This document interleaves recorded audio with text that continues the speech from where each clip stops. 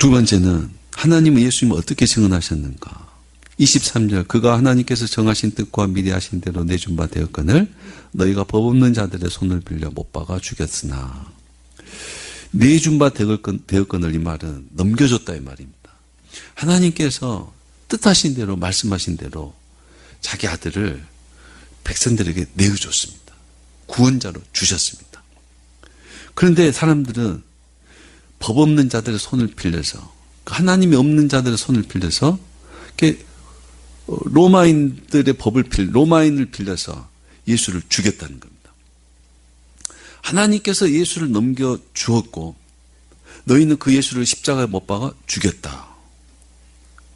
그러니까 하나님이 예수를 넘겨 주었기 때문에 그 결과가 너희가 예수를 죽인 거다는 거예요. 물론 하나님은 예수를 죽여라고 준 게 아니라 구원자로 하나님의 아들로 하나님을 대신한 자로 주셨는데 너희가 예수님을 죽인 거예요. 예수님의 십자가조차도 하나님의 뜻과 섭리 안에 있다는 겁니다. 하나님께서 예수를 주신 것이 예수가 누구인지를 증언하는 겁니다. 예수는 너희를 구원하기 위해서 십자가에서 자신을 희생시킨 구세주다, 이것을 증언하신다는 겁니다. 예수님이 죽음으로써 봐라, 예수가 너희를 위해서 십자가에서 죽으셨다. 내 아들 그 예수가 십자가에서 너희를 죽기까지 사랑한다. 예수가 너희를 얼마나 사랑하는지를 제발 좀 알아.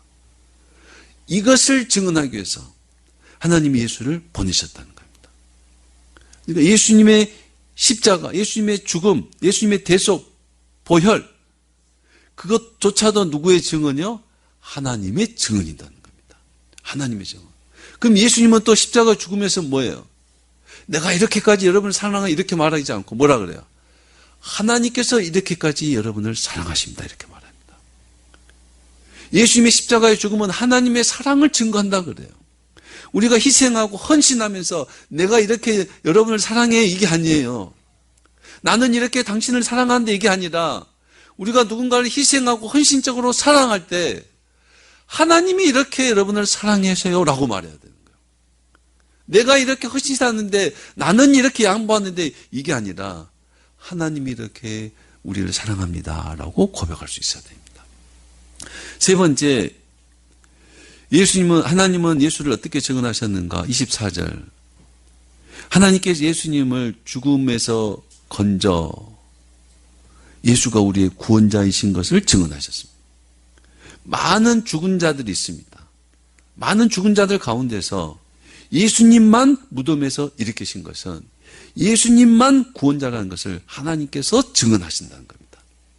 예수님의 부활은 하나님께서 예수님을 우리에게 증언하고 계신다는 겁니다.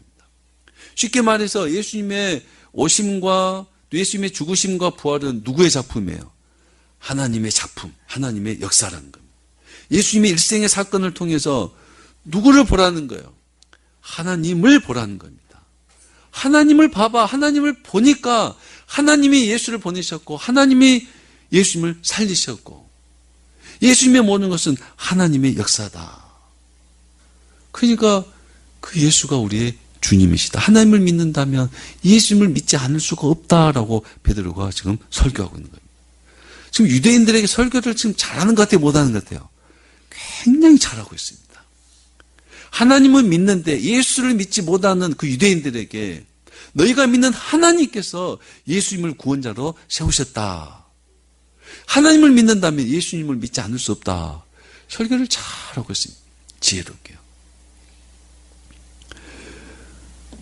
성경은 이야기들로 되어 있습니다.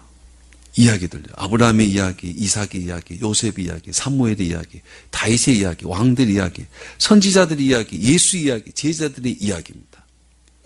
이 모든 이야기들은 시대와 인물이 다 다르지만 그 모든 이야기들은 누구에 대해서 하는 이야기예요? 하나님에 대해서 이야기를 합니다. 모든 인물들, 시대가 다른데 그 많은 이야기들은 집합체로 하나가 되어서 누구에 대해서 말해요? 하나님에 대해서 이야기하고 있다 이 말이에요. 그러니까 하나님에 대한 이야기가 바로 성경입니다. 성경이에요. 또 하나님은 모든 인물들을 통해서 자신의 이야기를 하고 있습니다. 모든 사람들을 통해서 아브라함과 이삭과 요셉과 다윗과 사무엘과 모든 사람들을 통해서 모든 사건들을 통해서 하나님 자기를 이야기하고 있어요. 그래서 하나님의 계시라 그럽니다. 여러분, 우리들의 모든 일생의 사건들을 통해서 하나님을 이야기할 수 있어야 됩니다. 그러려면 하나님을 볼 수 있어야 돼요. 우리의 모든 사건들을 통해서 하나님을 볼 수 있어야 돼요. 하나님을 보려면 하나님을 알아야 되겠죠. 하나님의 말씀을 통해서 우리의 삶을 보고, 아, 하나님이 함께 하시는구나. 하나님이 이건 싫어했구나. 하나님이 이건 기뻐하셨구나. 하나님을 깨닫고 우리의 모든 이야기를 통해서 누구를 증거해야 돼요? 하나님을 증거하셔야 됩니다. 하나님을 증거하셔야 돼요. 또 하나님은 우리 일생을 통해서 누구를 증거하기를 원해요? 하나님을 증거하기를 원해요. 우리 안에 예수를 통해서 예수를 증거하기 원하신다는 겁니다. 우리는 그렇게 우리의 삶 자체가 하나님을 증거하는 삶이 되셔야 됩니다. 하나님 증거하는 삶입니다. 말씀을 마칩니다. 성령 충만한 베드로의 설교는 자신의 이야기를 하는 것이 아니라 하나님과 예수에 관한 이야기를 합니다. 우리도 우리 자신의 이야기보다 하나님과 예수에 대한 이야기를 할 수 있기 바랍니다. 우리가 경험하고 체험한 것을 감추라는 말이 아닙니다. 내 이야기를 멈추라는 말은 아니에요. 우리의 이야기를 통해서, 내 체험을 통해서, 다윗의 이야기를 통해서, 또 저들의 이야기를 통해서 내가 주인공이 아니라 내 삶에 역사하신 하나님을 이야기할 수 있고, 그 하나님이 당신을 사랑하고 그 하나님이 당신에게 또 역사하신다는 걸 이야기하는 겁니다. 어제도 오늘이나 내일이나 변함없이 그 하나님이 나와 함께 하시고 우리와 함께 하신다는 걸 이야기해야 됩니다. 내가 주인공이 아니라 주님이 주인공인 이야기로 우리는 살아야 됩니다. 성령은 우리의 모든 것을 다스리는 하나님을 볼 수 있게 합니다. 과거에는 우리가 맹인이었어요. 귀머거리였습니다. 근데 성령이 오시자, 하나님의 영이 우리에게 오시자, 하나님이 하신 일을 보게 돼요. 하나님이 함께 하셨다는 걸 알게 돼요. 얼마큼 알게 되냐면, 남이 겪지 않는 교통사고를 당했어요. 남이 겪지 않는 어려움을 당했어요. 세상 사람들은 그걸 불행이라 그래요. 그래서 그 불행한 일을 겪고 중환자실에 눕고 큰 수술을 하고 또 시한부 인생을 받고 또 어떤 경제적 어려움으로 아주 어려운 가난한 그런 삶을 살고 있는 그 가운데에서도 그가 하는 말이 하나님 저를 사랑하셔요. 이렇게 말합니다. 우리 교인들도 보통 때는 하나님 저를 사랑하셔요 이렇게 안 하다가 병원에 입원해 있으면은 하나님이 저를 사랑하셔요. 보세요, 이것밖에 안 다쳤어요. 그래. 아니, 남들은 불행이라고 하는 그 사건을 우리들은 하나님이 나를 사랑하는 사건으로 이야기한다 이 말이에요. 남들은 내가 노력해서, 내가 일해서, 내가 잘해서, 내가 똑똑해서, 내가 이러니까 이런 복을 받았다고 말하지만 예수 믿는 사람들은 하나님이 나에게 복을 줬어요. 하나님이 나를 사랑하시고 이렇게 말한다는 거예요. 우리의 모든 사건들을 통해서 하나님이 보여진다는 겁니다. 보여져요. 성령이 우리 안에 오실 때요. 성령이 그것을 알게 하신다는 겁니다. 여러분도 하나님이 보여줘요, 안 보여줘요? 보여줘야 돼요. 보여줘야 돼요. 꼭 좋은 일만 생겨야 하나님이 함께 하시고 이게 아니에요. 어려운 가운데서도 하나님이 보여줘야 진짜입니다. 세상이 종말이 와도 하나님이 우리를 구원하신 것이 보여줘야 돼요.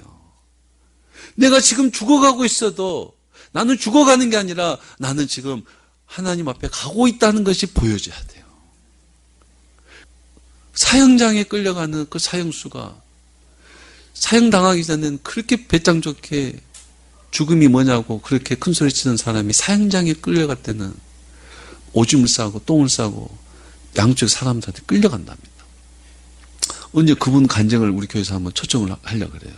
끌려간답니다. 예수 믿는 사람들은 찬양하고 간답니다. 찬양하고 간대요. 내가 죽으러 가는 게 아니라 누구 만나러 가니까요. 예수 만나러 가는 게 보인다는 거예요. 내 죄를 사하시고 나는 내 죄로 모든 사람에게 버림받았지만 하나님만큼은 나를 버리지 않고 나를 하나님의 자녀로 영광의 자로 이끄신 것을 본다는 거예요. 본다는 거예요. 여러분 꼭 사형장에만 그게 보이면 안 되잖아요. 평소에 우리 삶 속에 하나님이 함께 하신 게 보여진다면요. 나를 억울하게 하고 나를 아프게 하고 나를 울게 한 사람이라도 그를 용서할 수 있고 사랑할 수 있습니다. 왜? 하나님이 큰 사랑에 우리를 사랑하고 있으니까 나를 좀 미워하는, 나를 아프게 하는 그것을 우리가 충분히 이겨낼 수가 있는 겁니다. 그래서 우리는 우리 인생은 내가 주인공이 아닌 하나님이 주인공인 인생을 살아야 됩니다. 내 이야기 속에 살지 않고 하나님의 이야기 속에 사는 우리가 꼭 돼야 됩니다. 근데 목사는 그런 경험을 많이 해요. 목사는요. 여러분들은 또 어쩌면 힘들 수도 있고 더 좋을 수도 있어요.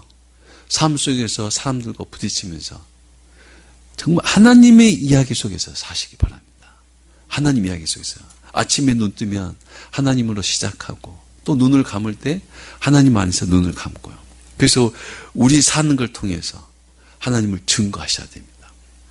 하나님 우리를 통해서 능력과 지혜를 행하시고 우리를 통해서 십자가를 전하시고 우리를 통해서 부활의 삶, 새 삶을 증거하십니다. 그렇게 주님의 증거가 되는 저와 여러분이 되시고 우리를 통해서 주님을 증거하는 저와 여러분이 되시길 주의 이름으로 축원합니다. 하나님 아버지 감사합니다. 쓸모없는 우리지만 그러나 하나님의 가장 거룩한 자로 가장 존귀한 자로 우리를 세우시고 우리를 품에 두시고 우리 속에 들어와서 우리의 주인 되시고 우리 아버지가 되어주시고 우리의 모든 이야기가 되어주신 하나님 아버지 감사합니다. 하나님만 바라보고 하나님과 함께하는 우리의 삶이 다 되게 하여 주시옵소서. 예수님의 이름으로 기도하옵나이다. 아멘.